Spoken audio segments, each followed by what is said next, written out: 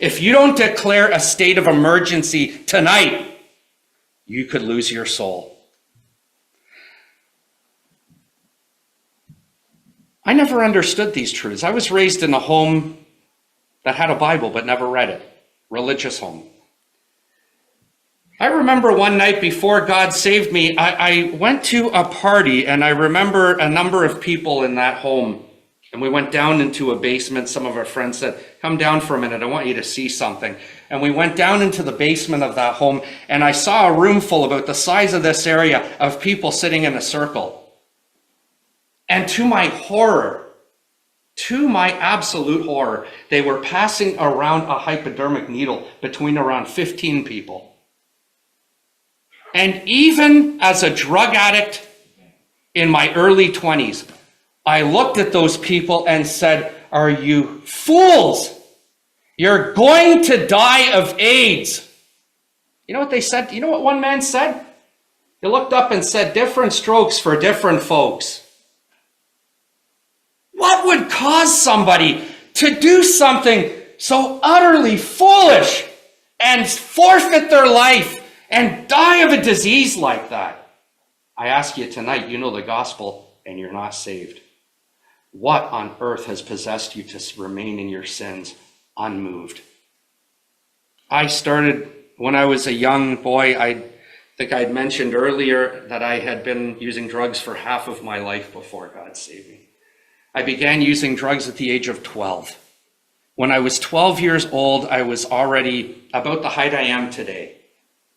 In much better shape, you'll understand. But I fit in with the high school kids because of my height and my athletic ability at the time, if you will. I got in with the wrong crowd of people at that age. I spent summer school doing mathematics just to bring up my mathematics scores because I was a soccer player. My father was a professional soccer player in South America before my parents moved to Canada. And so it was expected that I would be competitive in sports. And in order for me to continue playing, my parents said, here's the ultimatum. You need to bring your math scores up. And so I went to summer school. And that was absolute torture for me. When I was in summer school, I met a young man named Brad MacArthur who loved to hunt, loved to fish, and loved the outdoors. It was absolutely up my alley, the type of person I am. What I didn't know is that he was keeping company with high school kids. What I didn't understand was that they were involved in all sorts of crime, drug addiction, and things that I would never get into the detail of standing here tonight. What I would have said had you asked me, would you go down the path that they're going down? I would have told you no. That is for weak-minded people who can't control themselves and are foolish enough to get into things that are going to be their demise. What I did not understand is that, as the writer to the Proverbs says, his own iniquities will capture the wicked, and he shall be held with the cords of his sin. I hope if anything, I hope this is a warning to some of the younger people. Be very careful who you keep company with. And be very careful what you listen to. And be very careful what you consume on the internet. Because Satan has devised a world system which will capture your mind and will take control of you through your sinful nature and will take you down a path you would never imagine you would have went. By the time I was 13 years old, I was not only using drugs, I was selling them because I didn't have a valid job to be able to support that kind of a habit. In my teens, let me just say a few. Tragedies happened to people I knew. I had a friend named Ken. I had another friend named Andrew. Both of them bought motorcycles at a young age. Ken's wasn't so powerful, but he was 16 years old. And during a spare between classes, he drove up and down Winston Churchill at a much higher speed than the speed limit and just happened to hit a police speed trap and applied his brakes, and his brakes locked.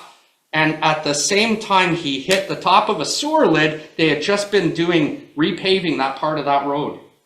and he hit what they call a speed wobble and went right into a hydro pole, a cement hydro pole. And at 16 years old, he was killed instantly.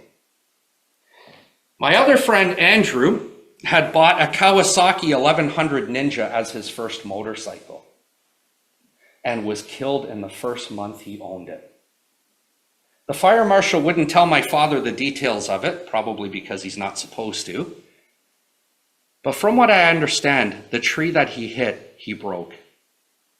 That's how high the impact was. Rhonda Jackson, a girl who was a friend of mine, took her own life after a fight with a boyfriend. A young man named Rohan that I played soccer with, one day I just happened to be reading a local newspaper, the Toronto Sun, and I noticed a story about a young man who had been shot at point blank range in front of Eaton Sheridan Place at the QEW and South Sheridan Drive, I believe it's called now. Shot point blank range, young man, because of a bad drug deal. Heather White, another girl that I was very close friends with since about the age of 12, driving westbound on the 403 from Square One, heading toward Air Mills Parkway. A truck coming the other way lost a tire. It careened across the median and hit her car and killed her instantly.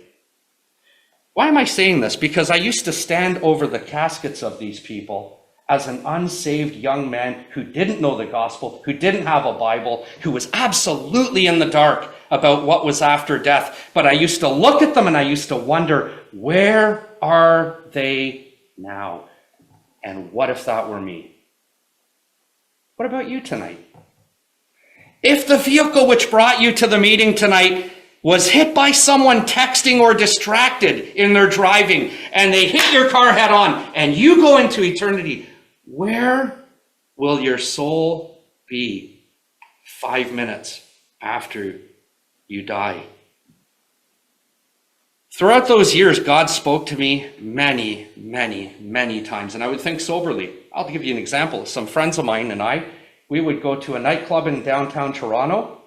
We would come home and we would be sitting in the basement of a friend's house, listening to music, conversing, and all of a sudden, just for that moment, I would sober up and I would wonder what is coming after you die.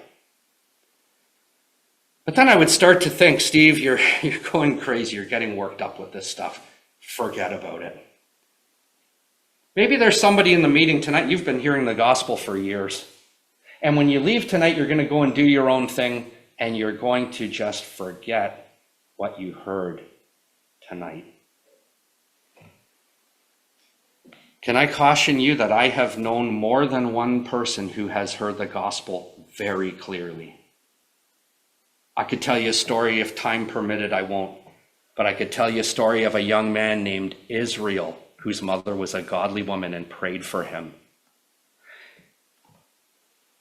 And as far as I know, he died with no hope. I just remember the last words he told me, Steve, I'll be saved someday. When I found out of his death, you know what kept going through my mind for days and nights on end? Steve, I'll be saved someday. Friend, someday never comes to those who know the gospel and continue to neglect and put it off. In my 20s, the Spirit of God began dealing with me and I had no clue what was going on. Let me tell you where it began. I was downtown Toronto at Yonge and Dundas, and there was a man preaching at the corner, likely a man from the assemblies. And I stood on the opposite corner from him and I listened to what he was saying and I began to yell and mock. Who cares what Paul said? Who cares what that says? And I tried to get a laugh and a rise out of the crowd, but when my friends and I were walking down the steps to the subway, one of my friends turned to me and said, Steve, you know, he was speaking from the Bible. And that was just like an arrow to my conscience. I remember one night sitting on a 26-story balcony of a condominium overlooking the city and just thinking and calling out to God, God, I know you exist. My life is absolutely miserable. Can I tell you that if I did not believe, because my parents were religious, although I did not know the Bible, I knew there was a heaven and a hell. And I knew if I take my life, I am going to be in hell. And that might have been the only thing that preserved me. I remember being downtown at a nightclub called the Phoenix, and the music blaring 2 or 3 o'clock in the morning, and just seeing what was going on. And just for a moment, sobering up and looking at it and thinking, what am I doing here? There's something very wrong about this place. Do you know a friend of mine from the streets was arrested and put in prison? In prison, he began to read the Bible. When he got out of prison, he was invited to a gospel meeting, and it was Albert Hall preaching. If you've ever heard Albert Hall, you'll understand that you would not leave a gospel meeting with a brother like Albert preaching if you were not saved without at least trembling. He said he just remembers Albert saying, if you go in the car that took you here tonight and you go into eternity without Christ, you'll perish. He said, I never forgot it.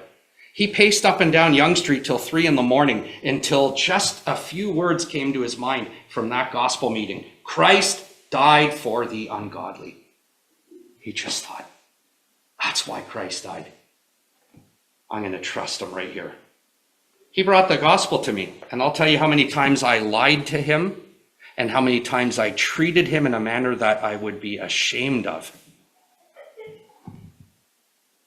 He kept showing Christ to me. And every time he saw me, he opened the scriptures. And it deepened the sense of guilt. And he asked me 6 or 7 times to come to the gospel, and I lied every time. And finally, one day I thought, I'm such a wicked person. I'm just going to go for his sake.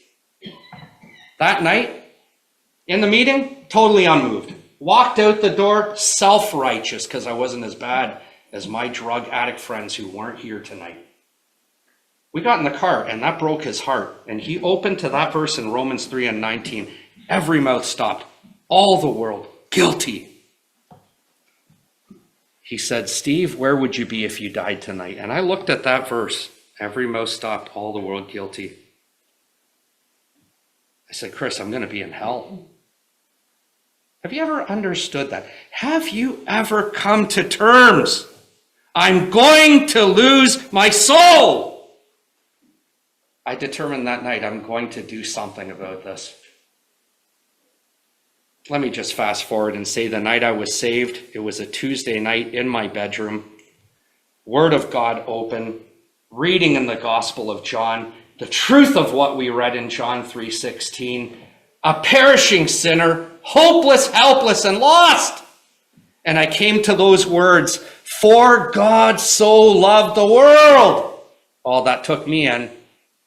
That he gave his only begotten Son, that whosoever believeth in him will not perish, but have everlasting life. And it dawned on me for the first time, that's why Christ died. Can I tell you something? I thought if he died for a sinner like me, I'm going to receive him right here. Guess where the alcohol and drugs and every other iniquity went? It went down the toilet. And by the grace of God, why I tell you this, it's never, friend, to boast about my past. I'm ashamed of it. But let me say this. Let me tell you this. Christ can change your life. And salvation will give you peace. And you can know heaven is home. Would you tonight receive him? Whosoever believeth in him should not perish, but have everlasting life.